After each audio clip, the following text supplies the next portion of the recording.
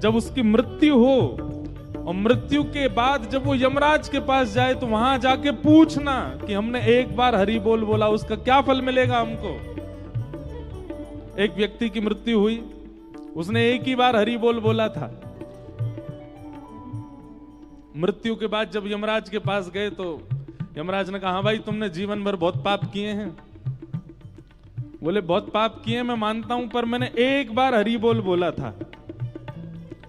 अपने 80 वर्ष की आयु में एक बार हरि बोल बोला था, उसका फल पहले मुझे दीजिए, उसके बाद मेरे पापों के सारे दुख देना। यमराज जी बोले एक ही बार बोला था? बोले हाँ बस एक बार। यमराज जी बोले हमको इसका फल नहीं पता। तो व्यक्ति बोला तो फिर मुझे नहीं पता, पहले उसका फल मिलेगा तब नरक की यातनाएं भोगूंगा। यमराज जी उसको लेकर के शंकर जी के पास गए। शंकर जी से जाके पूछा कि महाराज इसने एक बार हरि बोल बोला है, इसका क्या फल मिलेगा? शंकर जी बोले भाई 1.25 लाख बार बोला हो, पुरुषण किया हो तो हमको फल पता है। 1 करोड़ बार बोला हो उसका फल भी हमको पता है। जीवन भर बोला हो, प्रत्येक दिन बोला हो उसका भी फल एक बार बोलने का फल हमको नहीं पता। व्यक्ति बोला ऐसे काम नहीं चलेगा, आप दोनों को मैं देख लीजिए, फिर मैं भगवान से शिकायत करूंगा, मुझे फल नहीं दे रहे हैं, एक बार का फल दीजिए। शंकर जी बोले इसको एक काम करो, ब्रह्मा जी के पास ले चलो। तो यमराज जी शंकर जी उसको लेकर ब्रह्मा जी के पास गए। ब्रह्मा जी भी बोले भैया हमको सबके फल पता है, एक बार का फल नहीं पता। वे नारद जी के पास ले चलो। यमराज जी शंकर जी ब्रह्मा जी नारद जी के पास लेके गए। बोले आप तो 24 घंटा नाम जप करते हो, एक बार का फल क्या है? नारद जी बोले भैया 24 घंटा गाते हैं, एक बार का फल पता होता तो पूरे दिन क्यों गाते? हम तो पूरे दिन गाते रहते हैं, हमको एक बार का फल नहीं पता।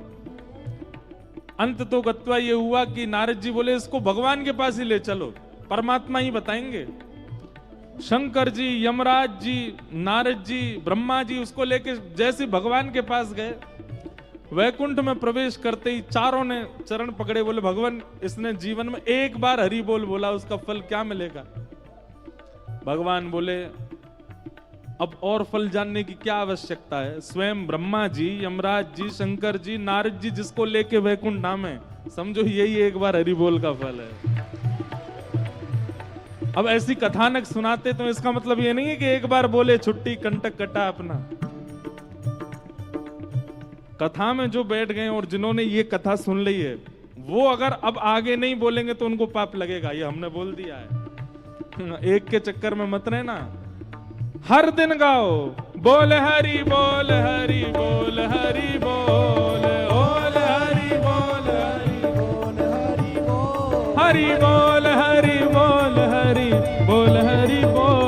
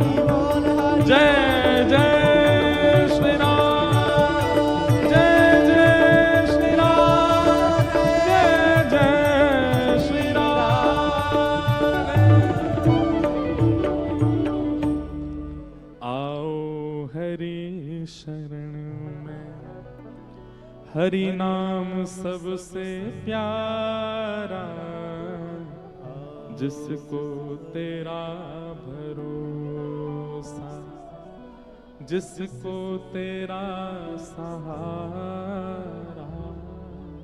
ठाकुर जी की शरण में रहो भैया, फिर जीवन में संकट भी आते हैं ना, चिंता मत किया करो, ठाकुर जी सब करेंगे मंगल। बस आप क्या करो, कथा श्रवण करके अपने जीवन के संकट जो आते हैं उनसे जूझना सीख जाओ, बाकी सब ठाकुर जी मंगल करेंगे, सब कृपा करेंगे। भागवत जी का महात्म सुनाया गया।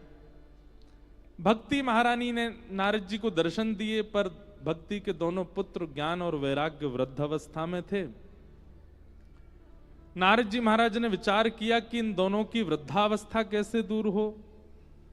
तब नारद जी महाराज ने अनेक संतों के दर्शन करके सबसे पूछा कि ज्ञान और वैराग्य पुष्ट कैसे होंगे। आज बंधुओं ऐसी स्थिति है कि व्यक्ति के अंदर भक्ति तो है पर ज्ञान वैराग्य नहीं है। हमारी बात सुनिए सब लोग, इधर देखो।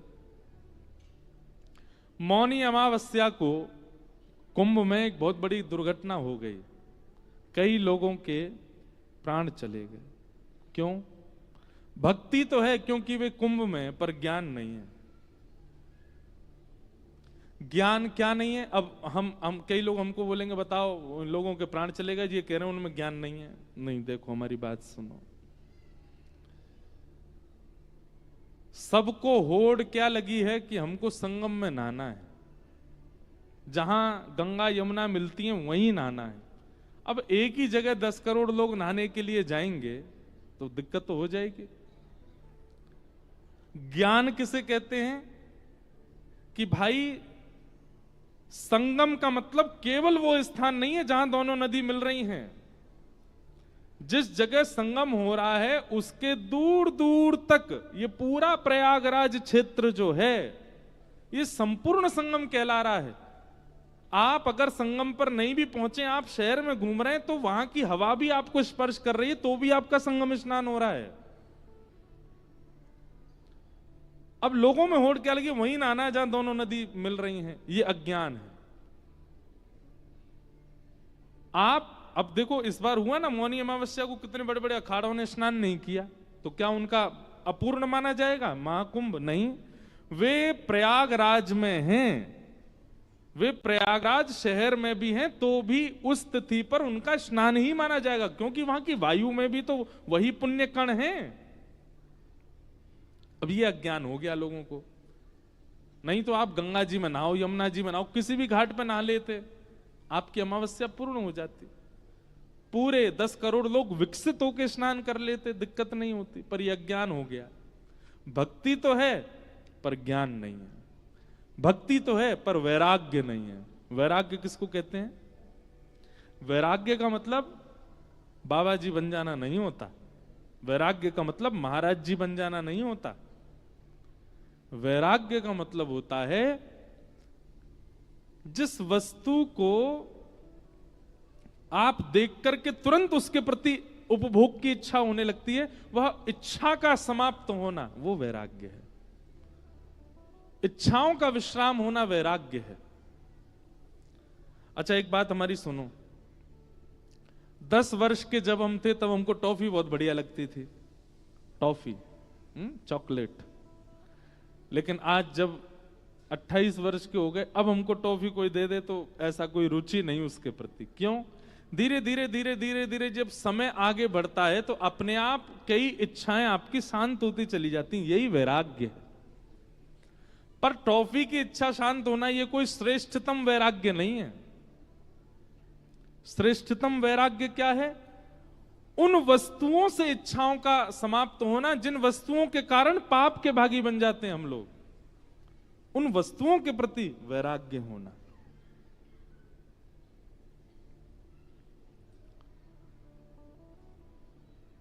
उसको वैराग्य कहते हैं। सब छोड़ करके विरक्त हो जाना वैराग्य नहीं है। मन से त्याग होना, शरीर से भले ही उसके साथ हैं, वो वैराग्य है। तो भक्ति के 2 पुत्र हैं, ज्ञान और वैराग्य। जब तक ये दोनों चित्त में नहीं आएंगे तब तक भक्ति प्रसन्न नहीं रह सकती है। इसलिए ज्ञान और वैराग्य भक्ति को जागृत करने वाली नहीं है। भागवत की कथा, भागवत की कथा तो ज्ञान और वैराग्य को जागृत करती है, क्योंकि भक्ति तो सबके चित्त में होती है। नास्तिक व्यक्ति भी कहीं ना कहीं भगवान के आश्रय का ही होता है। हमसे कोई कह रहा था, बोले महाराज जी कोविड के बाद बहुत भक्ति बढ़ गई लोगों में। क्यों बढ़ गई? क्योंकि कोविड में व्यक्ति ने यह बात समझ ली कि धन से कुछ नहीं होने वाला। धन से कुछ नहीं होने वाला, ऐश्वर्य से कुछ नहीं होने वाला, प्रार्थना से ही होगा जो होगा।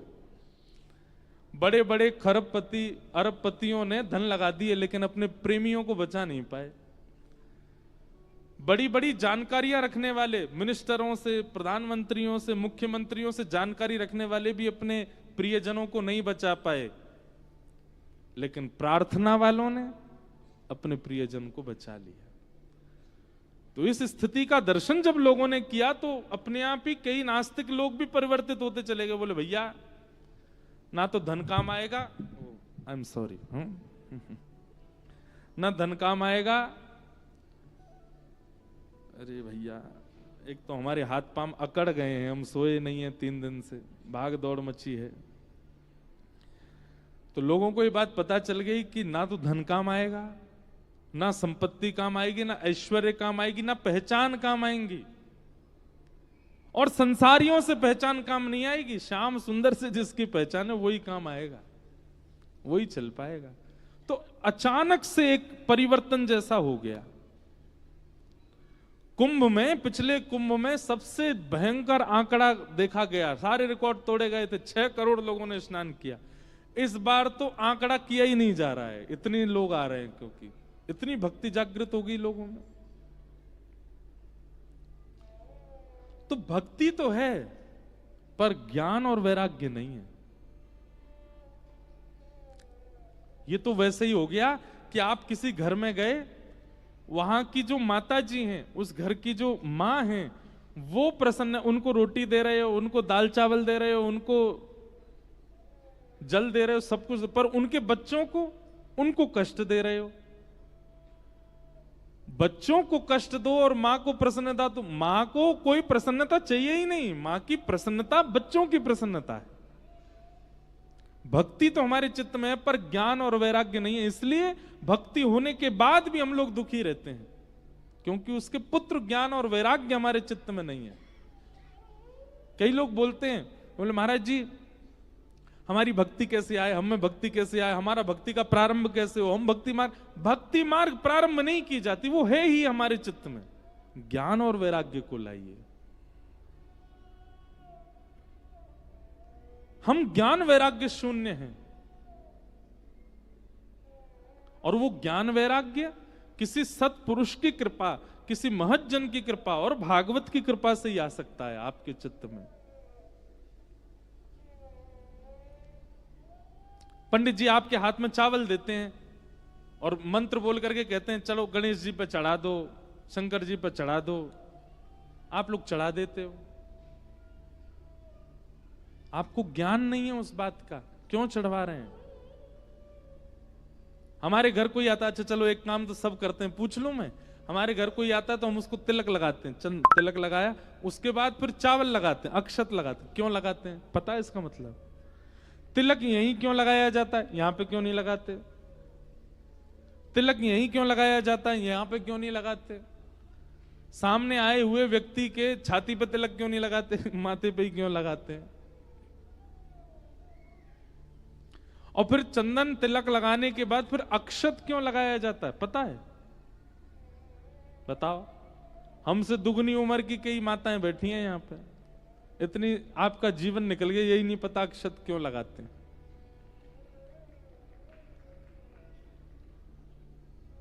ताली भी बज गई, हमें नहीं पता। बहुत सीधे हैं हमारे हिमाचल के लोग।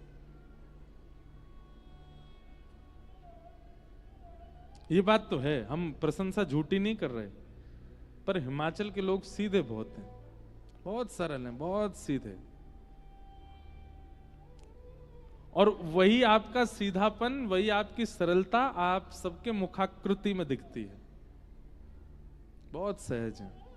इसलिए मेरा सबसे प्रिय प्रांत है हिमाचल, बहुत अच्छा लगता है। मुझे ज्यादा रहने का अवसर नहीं मिला, पर घूमा मैं खूब हूं हिमाचल में। ज्यादा भी नहीं घूमा, थोड़ा ही घूमा हूं, इसलिए भी। अच्छा एक और बात है कि अति प्रिय वस्तु से जितना दूर रहा जाए वो उतनी ज्यादा प्रिय और लगती है।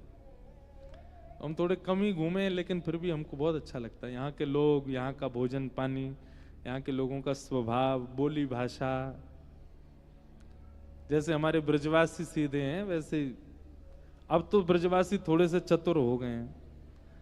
ठाकुर जी जब आए थे ना पृथ्वी पर तब बहुत सीधे थे ब्रजवासी। और ठाकुर जी को हम अपनी कथा में ये बात कहते हैं, ज्ञानी जितना जल्दी प्राप्त करेगा, वैरागी जितना जल्दी प्राप्त करेगा, विरक्त जितना जल्दी प्राप्त करेगा, उससे कई गुना ज्यादा जल्दी सीधा व्यक्ति प्राप्त कर लेगा, भोला व्यक्ति प्राप्त कर लेगा, सहज व्यक्ति जो सरल है। तो भक्ति तो है पर ज्ञान वैराग्य नहीं। इस कारण से हमारी भक्ति हमको प्रसन्न नहीं कर पाती। नाम जप करने के बाद भी, भक्ति करने के बाद भी, कथाएं सुनने के बाद भी हम क्यों उदास हैं, क्यों निराश हैं, क्यों हमारे जीवन में संकटों का हम पर असर हो जाता है? क्यों? ज्ञान और वैराग्य नहीं है। ज्ञान और वैराग्य का मतलब बहुत ज्ञानी होना नहीं होता। सब लोग बहुत सावधानी से सुनिए, बहुत ज्ञानी होना ज्ञान नहीं होता। बहुत ज्ञानी होना ज्ञान होता तो फिर रावण सबसे ज्यादा ज्ञानी था। बहुत विरक्त होना ज्ञानी, बहुत विरक्त होना वैराग्य नहीं होता। हमारी भागवत जी में कथा आता है, ऋषभ देव जी के पुत्र भरत जी सब छोड़ के चले गए, लेकिन वन में जाके हिरण के बच्चे में जाके आसक्त हो गए। पत्नी में आसक्त नहीं हुए, बच्चे में आसक्त नहीं हुए, संपत्ति में आसक्त नहीं हुए, पूरे खानदान अपने राज्य में आसक्त नहीं हुए, एक हिरण के बालक में आसक्ति हो गई भरत जी महाराज की, और उसके कारण उनको जड़ भरत बनना पड़ा, हिरण बनना पड़ा। हिरण में आसक्ति कोई बड़ी बात है? और हिरण में आसक्ति ज्यादा से ज्यादा कितनी होगी? सुबह शाम उसको गले लगा लोगे बस। वो आसक्ति भरत जी महाराज को जड़ भरत बना देती। कथा आएगी तो सुनाऊंगा। तो वैराग्य नहीं है, ज्ञान नहीं है। वैराग्य वैराग्य नहीं है, ज्ञान ज्ञान नहीं है, क्योंकि जो हम सोचते हैं वो ज्ञान नहीं है। सत्य की पहचान होना, सद असद की नॉलेज होना, यह ज्ञान कहलाता है। आपके सामने प्रस्ताव आया ब्याह के लिए, वहां का लड़का है, इतना धनवान है, इतना पढ़ा लिखा है, इतना सब कुछ है उसके पास, प्रॉपर्टी है, सब कुछ है, बढ़िया है, लेकिन आपके सामने एक उसका अवगुण भी आया। क्या? मंदिर नहीं जाता, कथा नहीं सुनता, उसको आध्यात्म से कोई दूर दूर तक संपर्क नहीं। तो आपने क्या किया? और भले ही सब कुछ है पर आध्यात्म जीवन में नहीं है, ऐसे से मैं विवाह कैसे करूं? ये ज्ञान है। लेकिन कई लोग क्या करते हैं, कोई बात नहीं, उसके अंदर भक्ति भाव नहीं है, तुम जाके उसको भक्त बना देना। नहीं बनेगा, बहुत रेयर केस होते हैं कि वो बन जाए। कई बार हम उसके कई अवगुणों को नजरअंदाज कर देते हैं, क्योंकि गुण कई बार बहुत प्रधान होते हैं। धनवान बहुत ज्यादा है, सुंदर है, कई बार उसके अवगुणों को नजरअंदाज कर दिया जाता है। आध्यात्मिक व्यक्ति इतना ज्ञानी हो जाता है कि जिन वस्तुओं को नजरअंदाज करना चाहिए उन्हीं को करेगा, जिनको नहीं करना चाहिए उनको नहीं करेगा। आध्यात्म ज्ञान देता है, जीवन में निर्णय कैसा होना चाहिए उसको ज्ञान कहते हैं। पढ़ लिखना, लिख लेना, बहुत ज्यादा नॉलेज होना, बहुत किताबों का सिर में बोझ होना, ये ज्ञान नहीं होता। निर्णय क्या लेना है हमें, डिसीजन हमारा कैसा होगा, उसको ज्ञान कहते हैं। और भक्ति के दोनों पुत्र हैं, ज्ञान और वैराग्य। इन्हीं के वर्धन के लिए श्रीमद् भागवत की कथा है। जब दोनों वृद्ध हो गए तब नारद जी महाराज बद्रीनाथ गए। बद्रीनाथ में सनत कुमारों ने कहा, बोले एक ही उपाय है, उस उपाय से ज्ञान और वैराग्य दोनों पुनः स्वस्थ हो सकते हैं। क्या? सत्कर्म सूचको नूनम ज्ञान यज्ञ स्मृतो बुधई श्रीमद् भागवतलाप सतु गीत सुखादिभि। श्रीमद् भागवतालाप सतु गीत सुखादिभि। भागवत की कथा कराओ, सारे क्रम पूछे, विधि पूछे, कैसे कराएं, कहां कराएं, सब कुछ समझ करके और गंगद्वार समीपे तु तटमानंद नामकम। आनंद नाम का वन है गंगा द्वार, यानी कि हरिद्वार के पास में, संभवतः ऋषिकेश। वहां पर भागवत की कथा कराओ। नारद जी महाराज को सनत कुमारों ने आज्ञा दी भक्ति के पुत्रों को पुनः व्यवस्थित करने के लिए, और वहां सनत कुमारों ने आकर के कथा सुनाई। कथा सुनने के लिए अनेक देवी देवता, ऋषिजन आदि सब आए। जैसे ही कथा में भक्ति महारानी ने प्रवेश किया, भक्ति सुतौ तौ तरणौ गृहीत्वा प्रेमैक रूपा सहसा विरासीत्। श्री कृष्ण गोविंद हरे मुरारे नाथेति नामानि मुहुर्वदन्ति। भक्ति महारानी अपने पुत्र ज्ञान वैराग्य का साथ जैसे ही कथा में प्रविष्ट हुई। अच्छा एक बात बताएं, कथा में आपको इतना अच्छा क्यों लगता है? भक्ति तो आपके चित्त में है, कथा में क्या अच्छा लगता है, क्यों अच्छा लगता है? सीधी बात है, किसी औषधि से अगर बुखार उतर जाए तो फिर अच्छा लगता है ना। खांसी जुकाम अगर रसायन पीने से, काढ़ा पीने से ठीक होने लग जाए तो अच्छा लगता है। ऐसे ही भक्ति तो चित्त में है, इसका मतलब भक्ति से बीमार नहीं है हम, ज्ञान और वैराग्य से बीमार हैं। जैसे ही आप कथा में आकर के बैठते हैं, कहीं जगह मिल जाए, कोई मैया ऊपर बैठी हैं, कोई मां बैठी हैं, कोई यहां बैठी हैं, कोई वो पीछे पंडाल में बैठी हैं, जहां से भी सुनने को मिल रहा है, सुन करके आप सबके चित्त मुखमंडल पर प्रसन्नता आ रही है। क्यों? स्वस्थ हो रहे हो। स्वस्थता जब आती है तब अच्छा लगता है। स्वस्थ हो रहे, उसका मतलब अस्वस्थ थे। किस चीज से अस्वस्थ थे?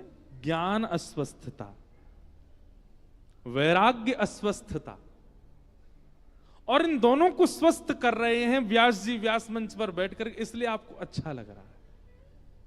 पर होता क्या है, 7 दिन तक आप औषधि लेते हो तो स्वस्थता का अनुभव होता है। जैसे 7 दिन बाद कथा पूरी होती है फिर से अस्वस्थ हो जाते हो। क्यों? फिर आप उसको नियमित लेना बंद कर देते हो। इसलिए हम आपसे एक बात निवेदन करें, हम सब जगह कहते हैं 7 दिन नियम से कथा सुनना ये बड़ी बात नहीं है। बहती गंगा में सब हाथ धो लेते हैं। नियम से 7 दिन कथा सुनना बड़ी बात नहीं है, 8वें दिन से आप कैसे हो ये बड़ी बात है। कथा के बिना आप कैसे हो ये बड़ी बात है। मतलब नदी बह रही थी इस दिशा में और आप नाव पर बैठ गए, आपके हाथ में चाबुक दे दिया गया, आपके हाथ में पतवार दे दी गई, तो जिस दिशा में नदी जा रही है उस दिशा में नाव अपने आप चलने लगती है। कई बार आपको पतवार नहीं चलानी पड़ती। आप नाविक अच्छे हो ये तो तब पता चले जब नाव उल्टी घूम जाए, वो उल्टे में चलाओ। 7 दिन तक भक्ति प्रकट होना, 7 दिन तक अच्छा रहना, 7 दिन तक स्वस्थता का अनुभव करना, ये कोई बड़ी बात नहीं है। क्योंकि कथा चल रही है जिस दिशा में, आप सब उसी दिशा में चल दोगे। 7वें दिन कथा विश्राम के बाद जब विपरीत स्थिति संसार की आती है, उस समय आप कैसे रहते हो ये बड़ी बात है। इसलिए कथा को केवल नियमित रूप से सप्ताह के रूप में मत सुनिए। अष्टम दिवस से आपकी सप्ताह प्रारंभ होती है और हर सप्ताह जब तक अगली कथा ना मिल जाए, हर सप्ताह आपका पवित्र होना चाहिए। भक्ति ज्ञान वैराग्य तीनों पुष्ट हो गए। आगे नारद जी महाराज ने कई प्रश्न किए। उन प्रश्नों के उत्तर में श्री सनत कुमारों ने धुंधुकारी की कथा सुनाई। अनेक प्रकार के पाप बताए गए हैं और उन पापों में सबसे जघन्य पाप क्या है? सत्येन हीना पितृमात्र दूषका। बहुत ध्यान से सुनिए सब लोग, हम बस अब कथा थोड़ी सी कह के विराम करेंगे। सत्येन हीना पितृमात्र दूषका। सबसे जघन्य पाप क्या है? माता पिता से जो बैर करता है बालक, ऐसे बालक को जघन्य पापी माना गया है।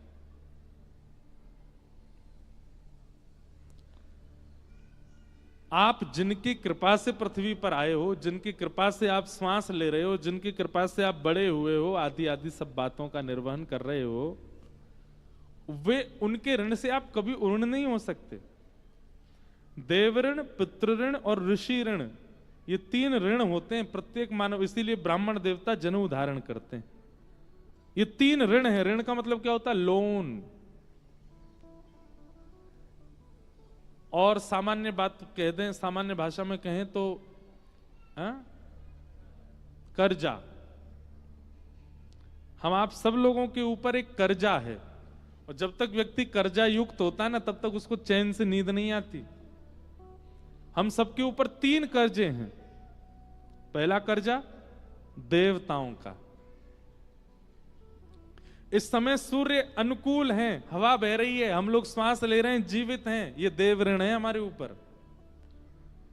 हमारी खेती बाड़ी फसल बढ़िया हो रही है, हम लोग पा रहे हैं, प्रेम से खा रहे हैं, पी रहे हैं, आनंद कर रहे हैं। किसकी कृपा से? देवताओं की कृपा से। देव ऋण। हमारे कुल देवता, कुल देवी, उनकी कृपा है हमारे ऊपर, इसलिए ऋण है उनका हम पर।